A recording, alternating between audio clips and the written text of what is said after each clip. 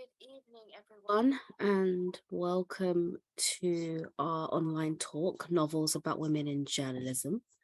My name's Sarah, and I'll be your moderator today. And I'm joined by Kate Macdonald, Director of Handheld Press, and Sarah Lonsdale of City University.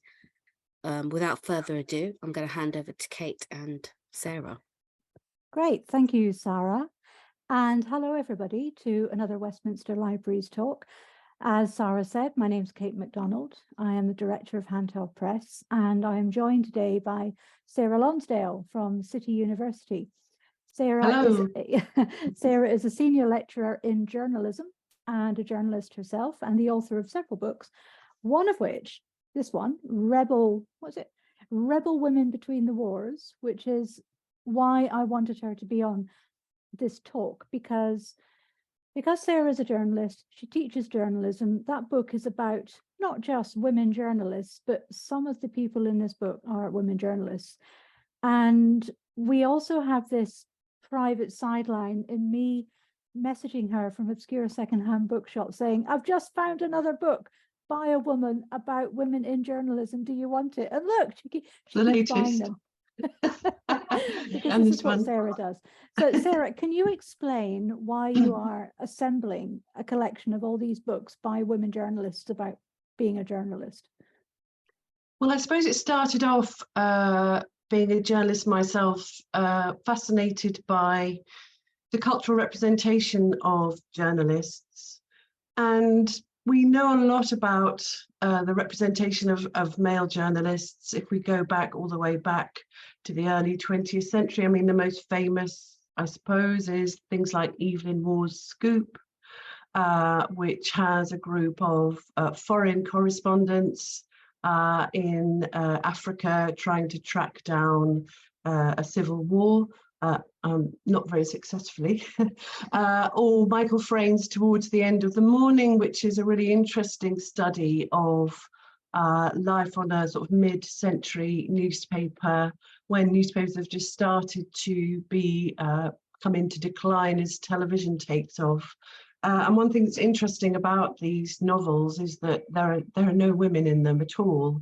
And then I looked at the representation of journalists in fiction for my PhD, and I started spotting that there were a few, some of them quite obscure, some of them by better known women writers, and they were very different from the ones about male reporters, which were this kind of often either the sort of swashbuckling superhero, or perhaps the sleazy kind of bin rustling type.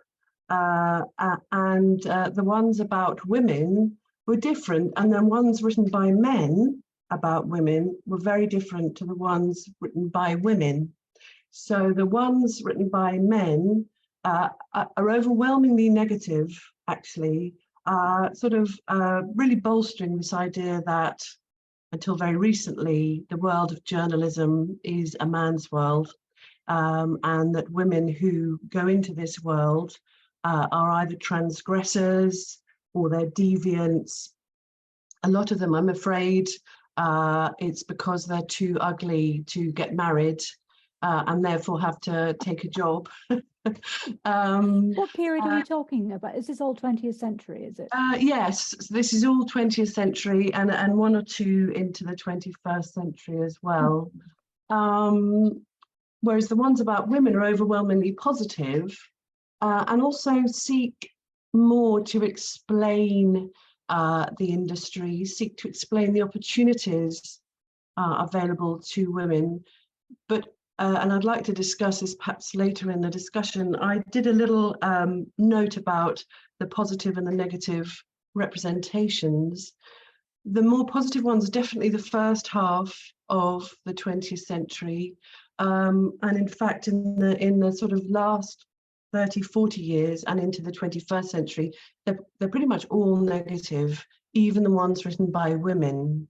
Now, I don't know whether that is because all journalists are now sort of considered to be sleazy, Cynical. celebrity hunters, or but even the ones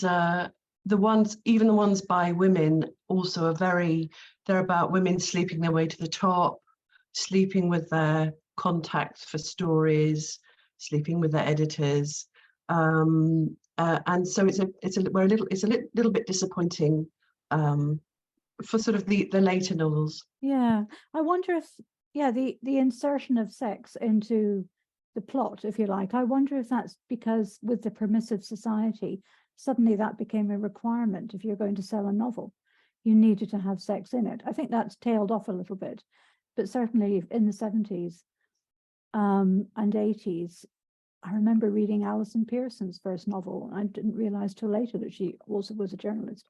And sex is in it as a matter of this woman's operating in the milieu in which that character was placed, which just seems completely unnecessary. I would also say completely, when it comes to women journalists, completely untrue.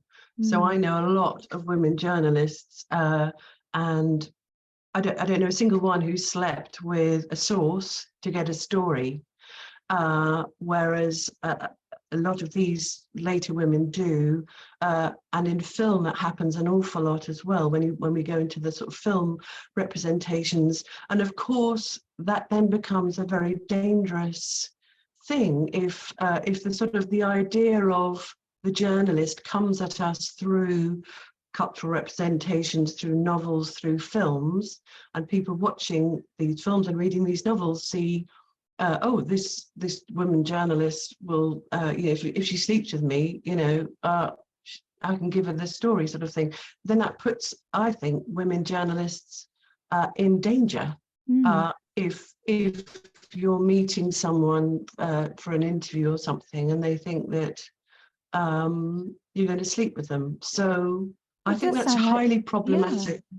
Yeah. It just sounds like a cultural male fantasy that women are available in the public domain and therefore we can have sex with them. And so It sells books and it panders to a certain kind of readership who want to read about that kind of thing. It's all very wearing.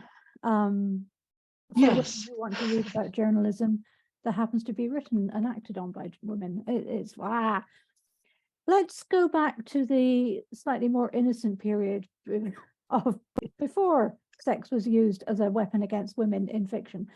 Let's start with Monica Dickens, who was by no means the first woman journalist to write a novel about women in journalism, but I think she's got to be one of the most well-known because her novel, My Turn to Make the Tea, from 51, I think. Yeah, it's based on her own experiences as a young cub reporter on a Hertfordshire newspaper, surrounded by men. So all her colleagues were men, and she was sent out to do the dull stories and learn on the job. And she weaves into this extremely interesting, actually really fascinating depiction of how newspapers were put together in the early 50s. You get a narrative about social injustice and domestic trials and tribulations, which have nothing to do with her or her love life. She is merely an observer, but because she's a journalist, she is a doubly dangerous observer, and secrets have to be kept, and it all gets very tense.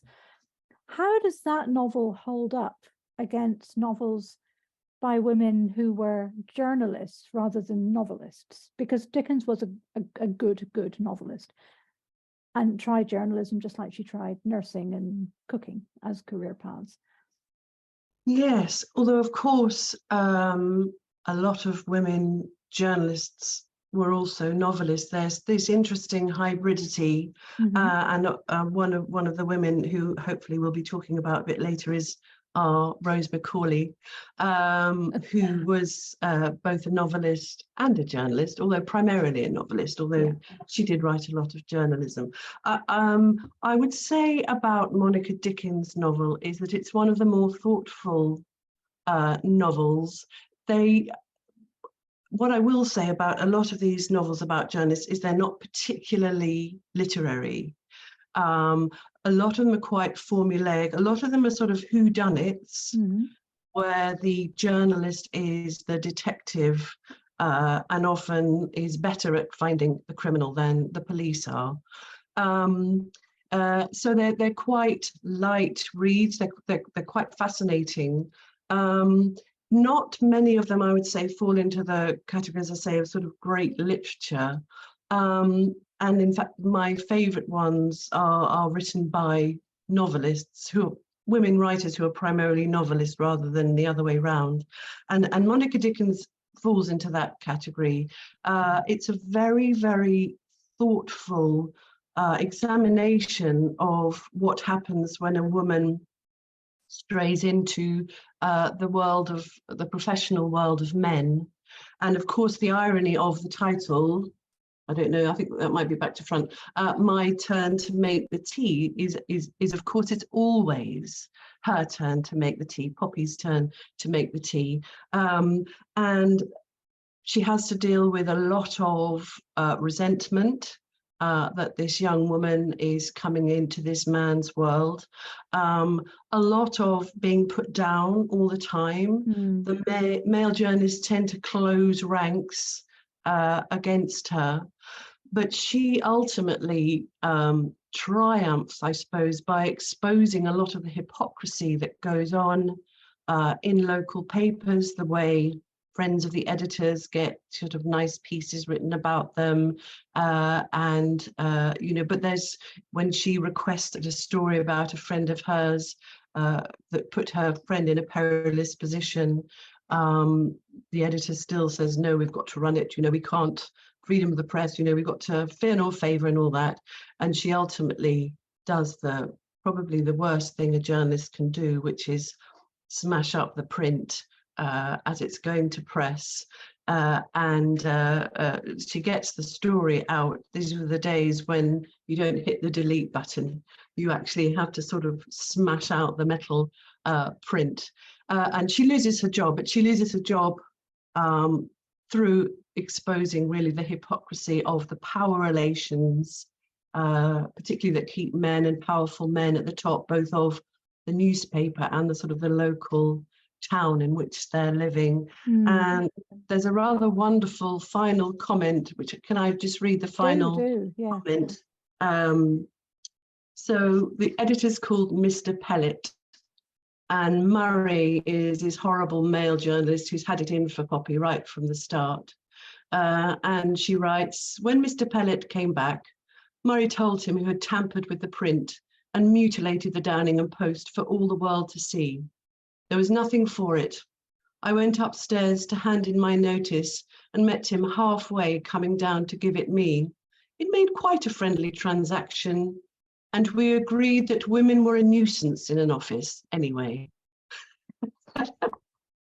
And she sort of, she realizes this isn't her place. She doesn't stay and fight.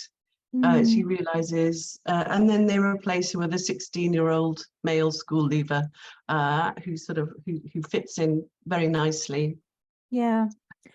She's So able to move on and go to different jobs because it's sort of semi-autobiographical, the newspaper part.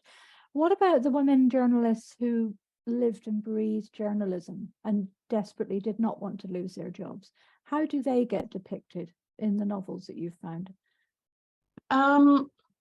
They tend to resign themselves to writing on the women's page, which is where they're not a threat to the men at all. But particularly in the earlier novels, even that is a win. So earning a living means that they are free to rent their own flat rather than having to live at home. It means in quite a few cases, actually, that they're able to turn down marriage proposals to men they don't want to marry because they can support themselves. There isn't, I'm just trying to think, there isn't, I mean, they're often very precariously freelance, just sort of hanging on by their fingernails. And there isn't one really who gets to the top of her profession until really we get to a really awful novel in 1989 by Julie Burchill called Ambition, where Susan Street, basically, she works on the paper. She sleeps with the editor, who's old and unfit, gives him some amyl nitrate, and he has a heart attack. Not to be recommended as a career move, no. So no, but they're always very much aware of being outsiders, but they accept that position because, as I say, it's better than living at home and looking after their parents, or getting married and losing all the freedom that they have at all. Yeah. So it's a kind of bargain that they make. Mm-hmm. Let's go on to Rose Macaulay, because she was a novelist and she started writing columns. I think I would personally hesitate to call her a journalist. She never earned her living as a reporter, but she was a columnist. She was in demand as a feature writer and as a commentator and an observer of the scene on quite often on questions of feminism. From 1921, when she began writing a regular column it was 1920, for Good Housekeeping, when Good Housekeeping magazine erupted onto the British scene after its American parent decided Britain needed this. Rose was one of the first regular columnists. She also wrote a novel which involves a journalist, and here we're going to have to make massive spoilers. If you don't want to know about this particular novel by Rose Macaulay called Mystery at Geneva, maybe you could fast forward about 5-10 minutes so you won't get the spoiler. But from now on, spoilers alert. So Mystery at Geneva is a mystery novel set in Geneva during the time of one of the first League of Nations meetings. And a young journalist is trying to unpick mysteries, but it turns out that the journalist is a woman, because the woman was a secretary who got thoroughly frustrated with the way things were going and decided she was going to disguise herself as a man and write stories. I think it was for her fiance because he was ill and couldn't go. Was that the reason why? So you have this wonderful dual narrative of the journalist we only gradually come to realize is a woman, but we see this journalist all the way through, acting in ways that in hindsight you think, actually, that's maybe not typical for the way a man might be written. So it's a wonderful examination of what it was like to be a journalist in the early 20s on a foreign posting. What else do you think we can reveal about it? She's not a very good journalist. She always seems to be slightly behind the pack. Yeah. And sort of lingeringly, she's sort of lingering palely and wanly in cafes, and when all the rest are sort of scouting after this story. I was interested in why Macaulay made her journalist, because her being a journalist got her to Geneva, but apart from that, there wasn't all that much about her job as a writer or an observer. She was mainly seen to be sort of struggling to keep up. But what I did find was very interesting is, particularly in this early sort of before the Second World War, there is an awful lot of disguise, transvestism, hiding your true identity in novels written both by men and women about women journalists. I think, a lot of it, and we know, don't we, that a lot of women journalists disguised their names. They used either male bylines or just their initials. And this went on right through until after the Second World War. So it's interesting she's picking up on that idea that as a woman she couldn't possibly have gone to be a journalist at Versailles, as a woman. Sorry, in Geneva, as a woman, she had to be. I think it's Henry Beechtree.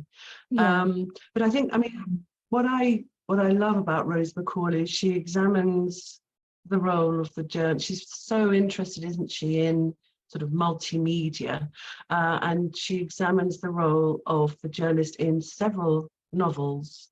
There's obviously Potterism, Yeah. published by Us, our very own Potterism, yes, with an introduction by you. and there's obviously there's Keeping Up Appearances, Mhm. which is possibly her most sustained examination of the journalist and how the journalist, and I think it's probably one of my favorite novels about women journalists. It's about how journalists, through their press pass, through their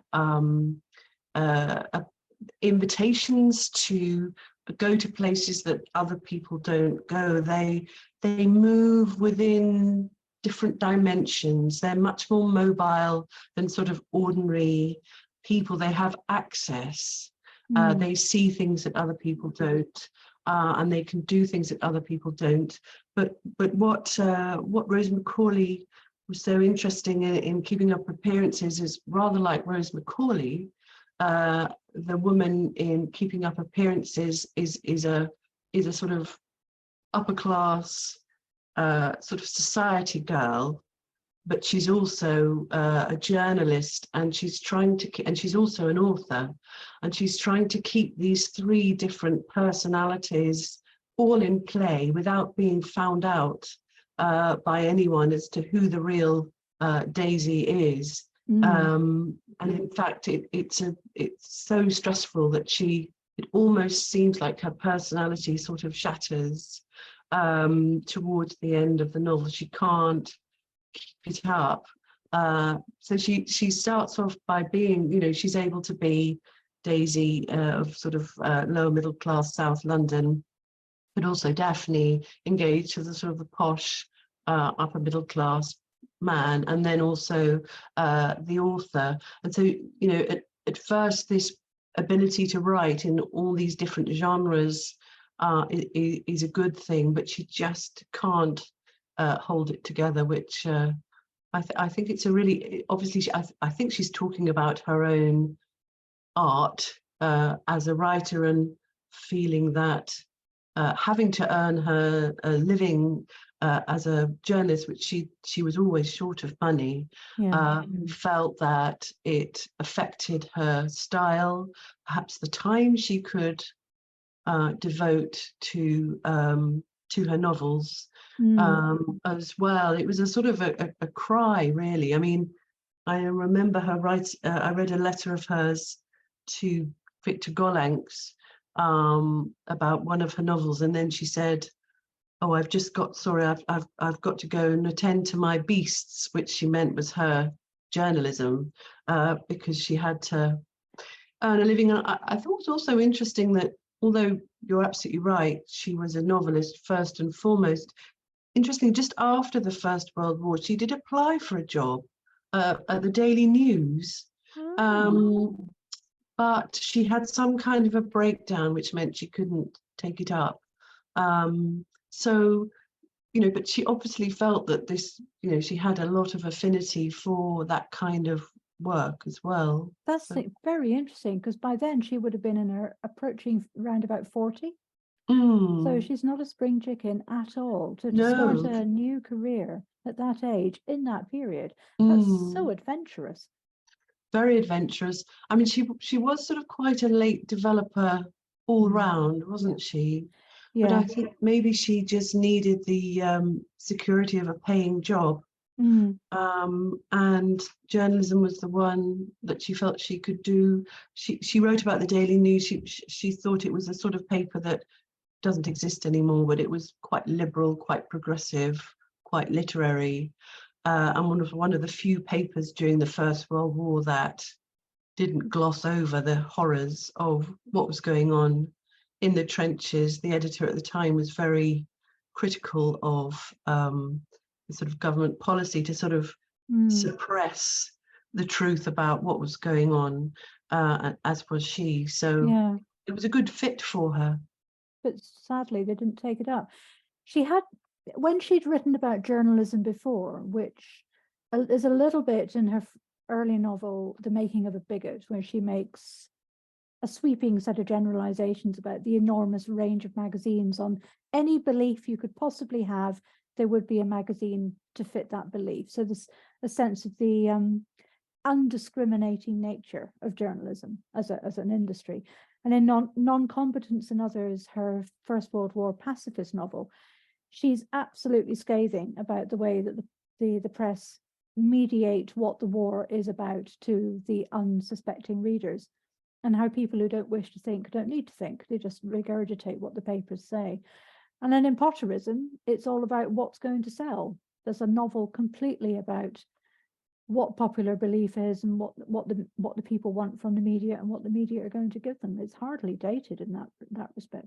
So she had some very strong opinions about how the media worked. Very modern, wasn't she? I mean, all those magazines and papers available, as you say, one for every belief sort of thing, is the sort of early 20th century equivalent of the sort of the echo chamber, isn't it? Or that you on Twitter or something, that you only follow and read people that you agree with or are going to sort of support your own views, which I thought was interesting. And she defines characters throughout her writing career in terms of what they read, what magazines, what newspapers they read as a normal thing. So by that, it's a shorthand way of defining someone's personality, as well as their political or their, I don't know, moral beliefs. Let's move on from Rose. You've mentioned some books already, but you haven't given the titles or the authors' names, probably because nobody is ever going to have heard of them.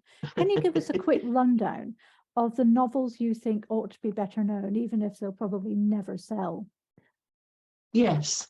So I'll start off 1906, a novel called The Pathway of the Pioneer, by a woman called Dolph Willard, who probably no one's ever heard of.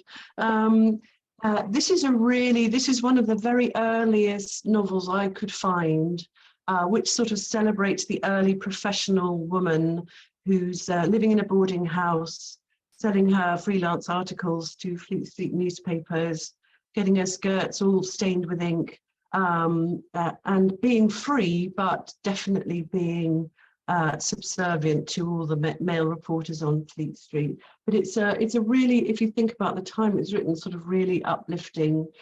There's another one of that time by Adeline Sargent, who again was quite a popular novelist, called The Work of Oliver Byrd. And again, it's about, so Oliver Byrd is a woman writing under a male pseudonym. She's absolutely brilliant writer, but she cannot reveal her identity, and she takes it right through to the grave. So she's fantastic. Rachel Ferguson's The Brontes Went to Woolworths, 1931. Novel. Yes, I've forgotten that. Is absolutely fabulous, and about this woman who she's supporting her family after her father's died through her journalism. She wants to write good stories, but she has to do what her editor says. So he gives all these great stories to the male reporters, and then she says, "What about me?" And he says, "Why don't you write a thing about, is the bank holiday girl naughty? And should women read?" and things like that. So that's wonderful. A particular favourite of mine is called Paper Chase End by a woman called Stella Martin, who's better known. Her best known book was published in the 50s, called One Woman's Year, and it was a sort of 1950s Mrs. Beeton, funny sort of how to cope in austerity Britain with very little food and very little money. But she wrote a novel about her experiences on a Bristol local paper called Paper Chase End. 3 women in the women's page room, but all for various different reasons use their freedom to sort of break free of the sort of the stereotype, the getting married, the living with parents kind of thing. I've just finished one of the ones that you, this is quite fun. It's A Man's World by Phyllis Scriven, 1948. And again, a newspaper is no place for a woman. It's quite well observed.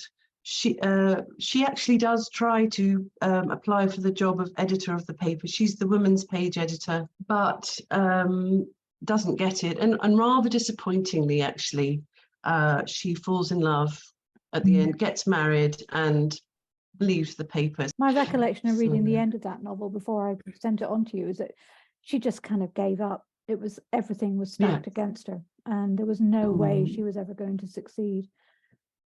Which was very dispiriting, really. It must have been Yes. quite a depressing read if one had read it when it first came out. I mean, she says towards the end, she does say, I know how right you were. She's talking to her fiance. I know how right you were in what you said about the hopelessness of a woman editing an evening paper like our own. That was my ambition. And she says now she's got a better one, which is to support her fiance in getting to be an editor. So yes, she observed all the way through that if she's in the women's page, she's fine. But anywhere outside the women's page, she's there's too much for her to fight against. And then obviously we've got My Turn to Make the Tea, Monica Dickens. I won't say anything more about Julia Birchall's ambition. It's awful. There's quite an interesting couple of recent ones. The Spoiler by Annalena McAfee in 2011. She's looking at there's sort of an old-timer, sort of Martha Gellhorn type figure, and there's a young sort of digital journalist, and it's about both women and the different ways that journalism is done. It's quite interesting, but again, rather sadly, the sort of the girl ends up sleeping with someone to get the story. So there's a really interesting one called Devil's Feather by Minette Walters, a foreign correspondent, a very rare female foreign correspondent, and that's very good. It's a sort of chilling thriller, and it's quite traumatic at first. She, as a woman going to a war zone, she is clearly very vulnerable and does suffer a traumatic assault. And the rest of the novel is trying to work through that and trying to sort of maintain her sort of job as a professional journalist while she's dealing with what she suffered. And I do think these things have to be discussed because obviously a lot of women journalists do get, or as a lot of male journalists do get hurt through doing their jobs, but it's this sort of sexual vulnerability that I think it has to be discussed. And I think the way she does it is very interesting, although it's very scary. I was sort of metaphorically hiding behind the sofa. No, not a comfort read. No, I was reading it, yeah. But she does the woman foreign correspondent very well, and as I say, there are very few of those in fiction, although there are a lot on the celluloid, on the silver screen. Yes, so I would say those are sort of my top ones. I just want to mention a couple of ones written by men.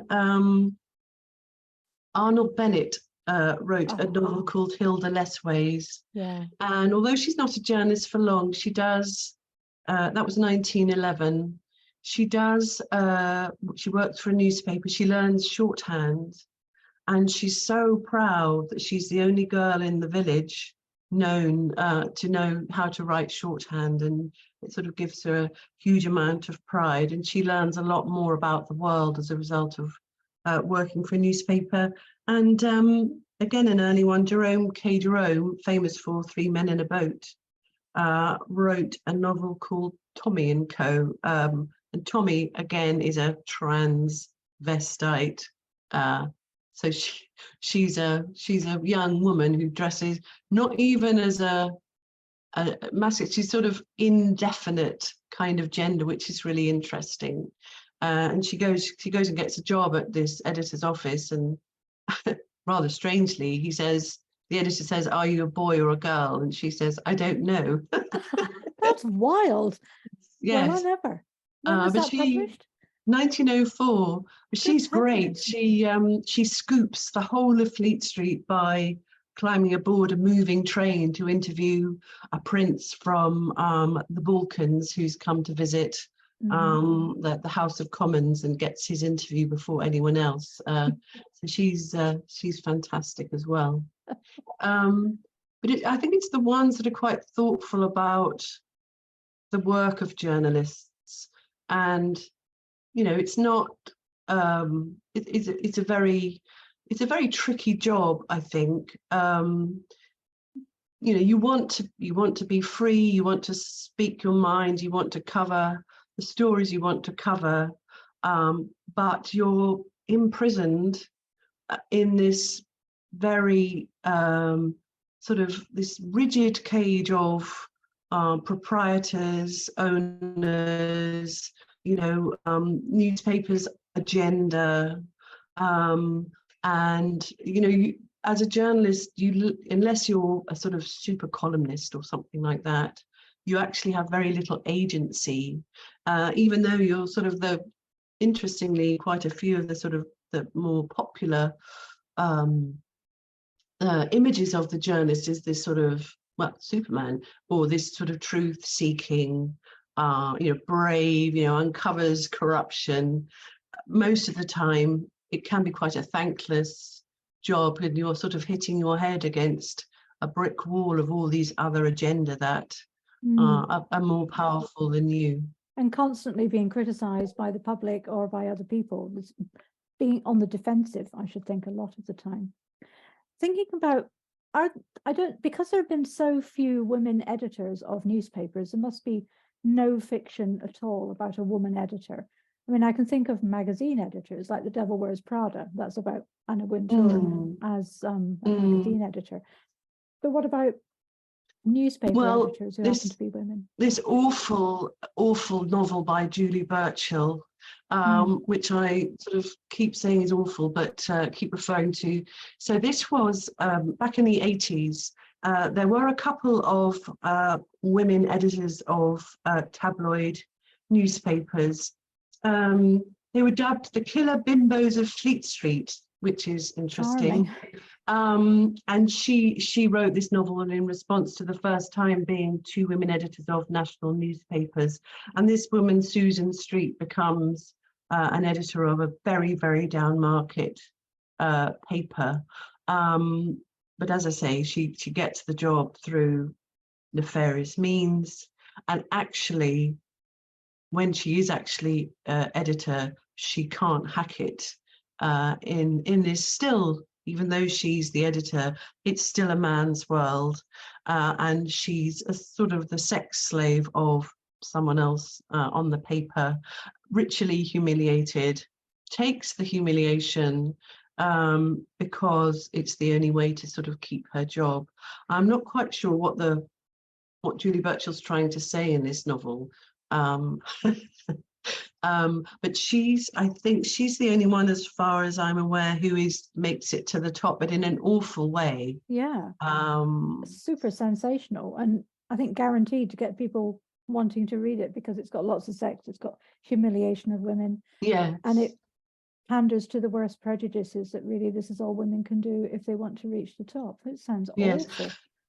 There is a really interesting one actually by Faye Weldon called Darcy's Utopia, which is it's about there's a sort of terrible financial crash, and there are two journalists trying to understand why the Chancellor and the Prime Minister sort of followed this awful sort of economic. It sounds a bit familiar, doesn't it? Sort of awful economic sort of, if you do this, we'll grow, we'll get huge growth, but actually the economy crashed. And these two journalists are trying to get to the bottom of why the Prime Minister and the Chancellor were so sort of unquestioningly following this sort of economic policy. Yeah, it does sound very familiar.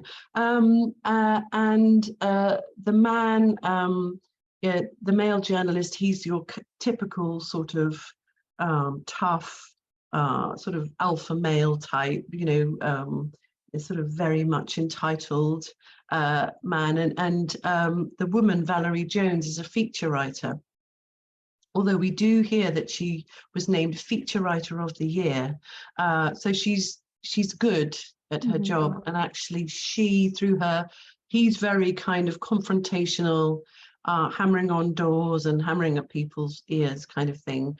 Whereas she does what could be stereotypically assumed as the woman's route, which is she talks to people, she listens, she sort of works very patiently to get people on side, and she actually ends up as the one who sort of gets to the truth over the man because of her sort of different methods of approach.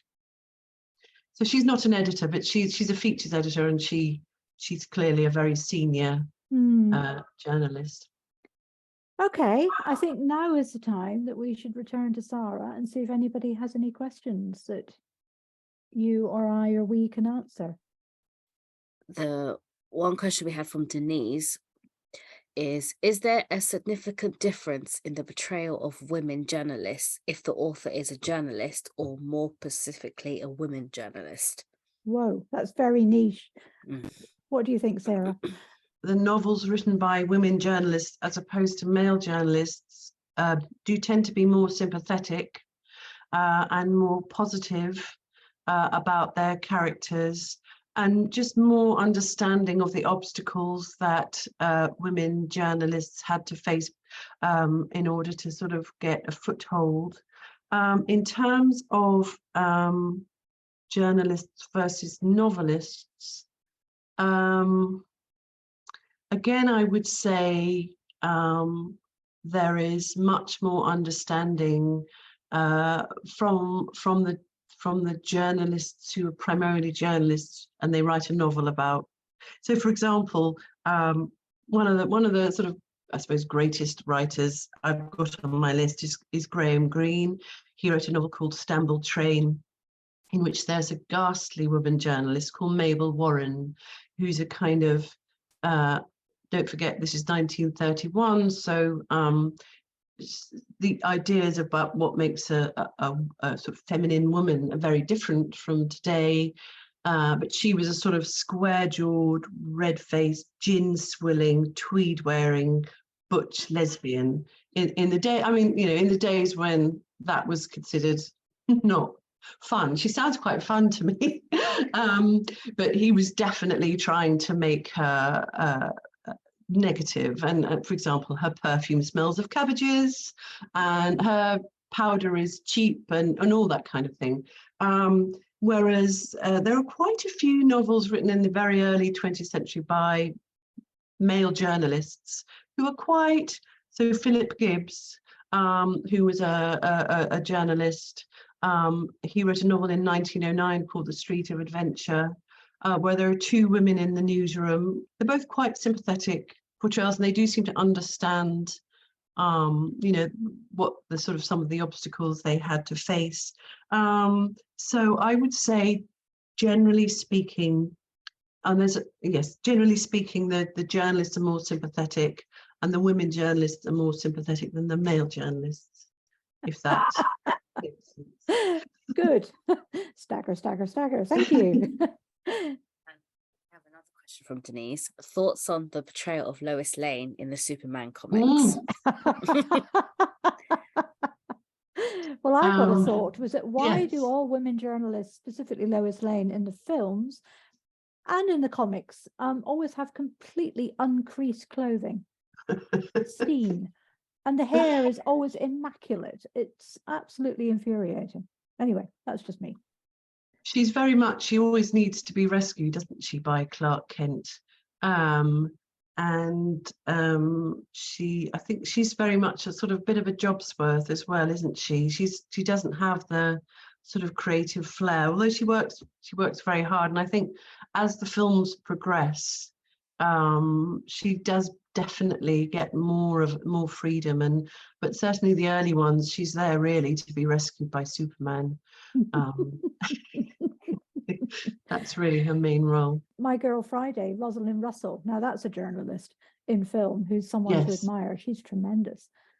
Yes, and wow, if I could talk like her, it would be great. But funny enough, in the comic strip, the Superman comic strip, Lois Lane does actually break a few stories. You know, she's quite good at her job. It's just in the films, obviously, where films possibly have to be a bit more two-dimensional. She's very much there to be rescued by Superman, I think, isn't she? I wonder when, I mean, I'm thinking Catherine Whitehorn, great 1960s journalist. Her, I mean, I learned to cook on her How to Cook in a Bedsitter book, which was just the funniest and most instructive book on how to survive as a young woman in a man's world. But her memoirs of being a journalist were fantastic. And I have no idea if she wrote fiction. She might well have done under a pen name. But I wonder if women journalists writing memoir might be as fruitful and instructive as looking at any fiction they may have written. What do you think?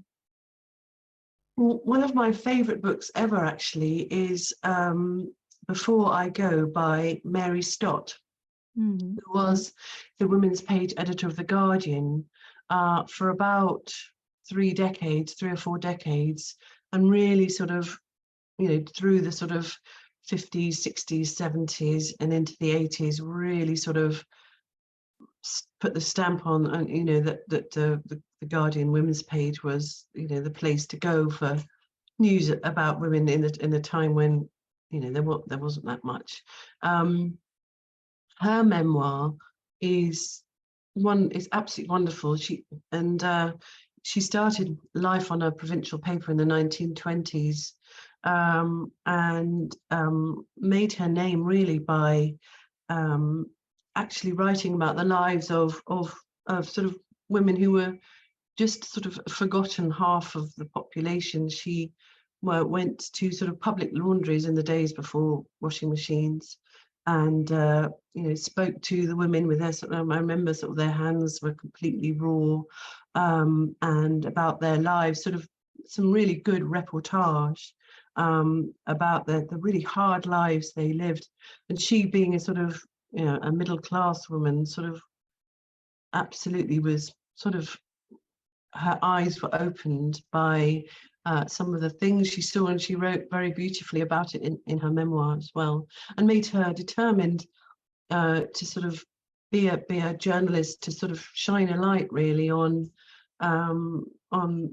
people who didn't have, at that time, didn't have a voice to talk about their own lives themselves. And so, yeah, that's a very, very good memoir. That sounds like a nice corollary to The Road to Wigan Pier, where yes. George Orwell is down amongst the class he's not normally part of. And he does mention women's lives, but not very much. And he wasn't writing as a journalist, but he was writing for publication, because he wrote that book by agreement with Victor Gallant that it would be published. Yes, but he didn't pay a lot of attention. Lurching to the other end of the extreme, Edna Woolman Chase's memoir of being the first editor of British Vogue. That's pretty good. I mean, she has to wear a hat and gloves every day when she's in the office, but learning about how a fashion magazine operated in the very early days of press photography and the couture industry, it was wonderful. I had that book for decades. Yes, and Sheila Grant Duff, who was a foreign correspondent in the 1930s, she wrote a wonderful memoir. Actually, this should be republished, called The Parting of Ways, about her time from when she left Oxford in 1934 to just sort of during the Second World War, and how she fought tooth and nail to get to report on the rise of Hitler and the rise of sort of Nazi Germany again, when very few women could do. One of the sort of things that shocked me was she wrote that she went to the editor of the Times to ask for a job because all her male friends from Oxford did and got a job, and he said, no, you can't possibly have a job. It would be awkward to have a woman in the newsroom. She said, well, I'm going to Paris anyway. He said, oh, well, very well, send us some fashion notes. Oh. But then because she was, again, an outsider and a freelance, she went off to the Saar, which is a part of northern France Germany that was handed over to France in the Versailles Treaty, and reported on the plebiscite where in 1935, where the occupants voted whether to go back to Germany or whether to stay with France. And there was widespread brutality meted out against the sort of the opponents of rejoining Germany by the SS and the Nazis. And she just reported for the Observer this really brave, in fact, she got the Observer banned from Germany for a while because of it, really exposing the lengths to which, I mean, it was a foregone conclusion that the Saar was going to return to Germany, it's German speaking. But even so, the sort of brutality meted out to Jewish people, to communists, to anyone who said that the Saar should remain French. And she was the only one really to raise her voice in that way. And her memoir is absolutely riveting. Okay, And one we to had remember. one more question Oh, a question. that Good. came up by Andrew.